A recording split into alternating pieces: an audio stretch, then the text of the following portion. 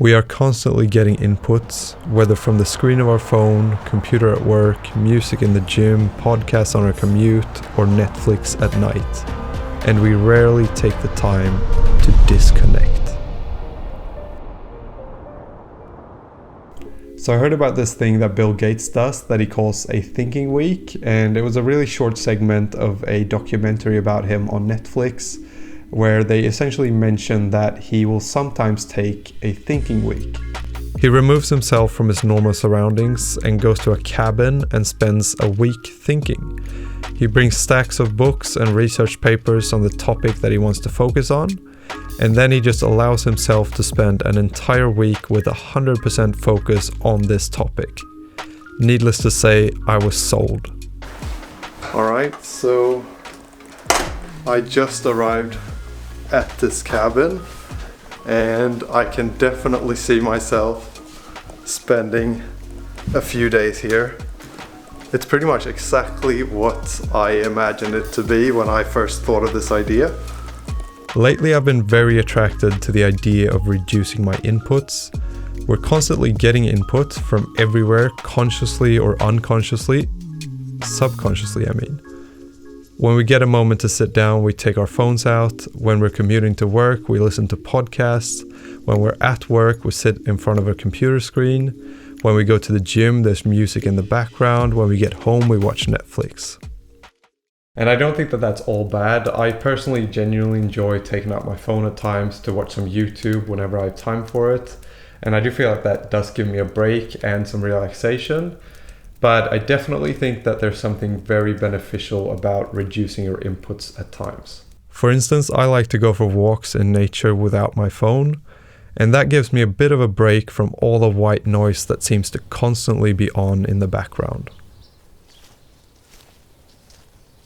So when I first heard of this idea of taking a thinking week, I was pretty much on board straight away, because this sort of stuff, like going to a cabin in the middle of nowhere and out in nature and just like sitting and reading and just pondering things, is right up my alley.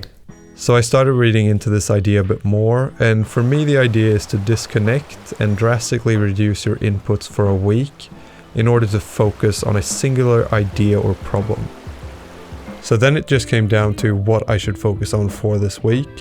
And for this first try, I wanted to focus on one thing that I've been wanting to do for a while, but I haven't taken the time to do. And that is simply to read. But I wanted it to be focused on a specific topic in order to get the most benefits out of this thinking week. And so I chose to focus on learning about productivity. So that was the topic of my thinking week. I went on to research books that I thought would be helpful, and some of these books I owned but hadn't read yet, and some I bought for this trip. And then I brought all of them. I didn't really want to run out of books while I was away, and that was definitely not an issue. So I rented this cabin in Norway on Airbnb, and I wanted to find some place that was remote and with like beautiful surroundings. And the idea was that I could not only be inside and read in a beautiful environment, but I could also go outside and go for walks in this crazy beautiful environment.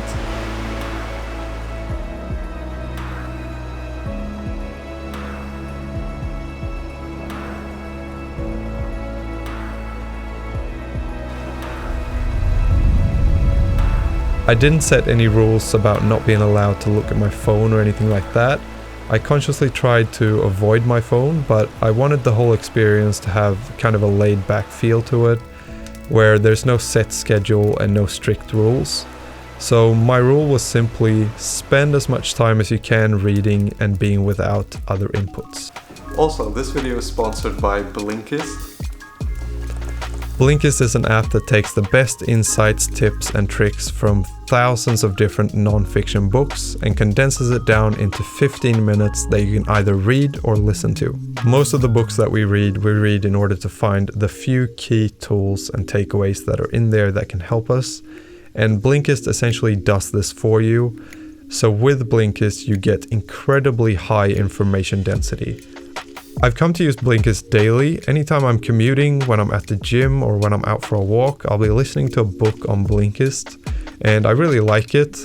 I've used Blinkist in different ways. I've listened to books that I've read in the past in order to get reminded of the lessons that are in there. And a great one here is The Magic of Thinking Big.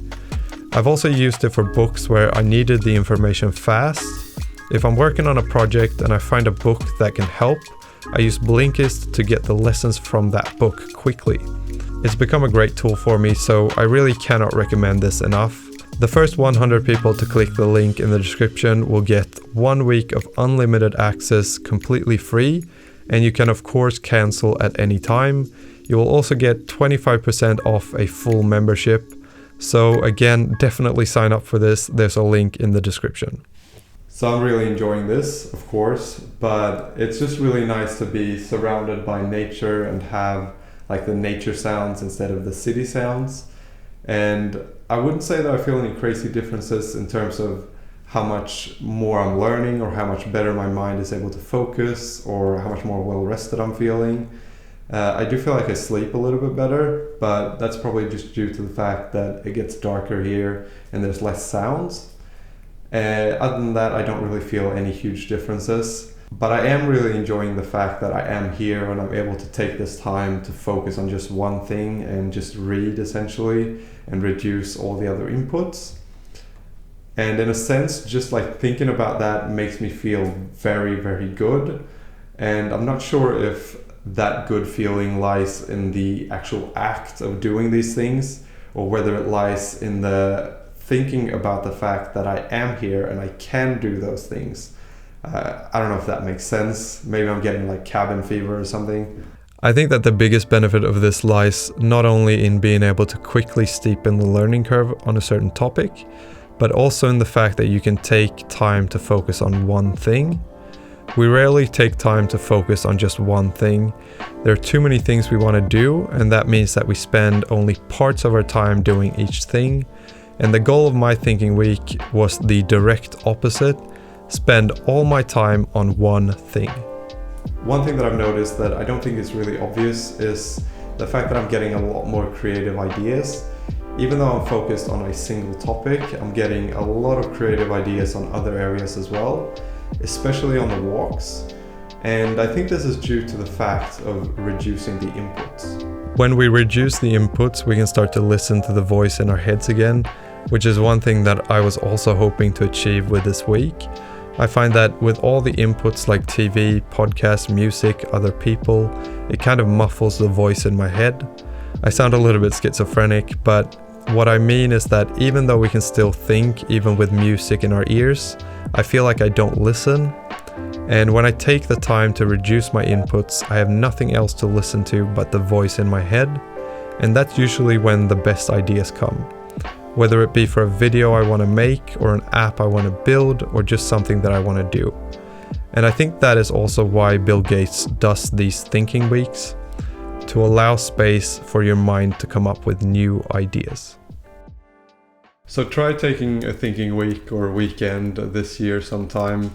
You don't have to go to a cabin in Norway, and you don't necessarily even have to go away, but take some time to disconnect and just focus on a single thing.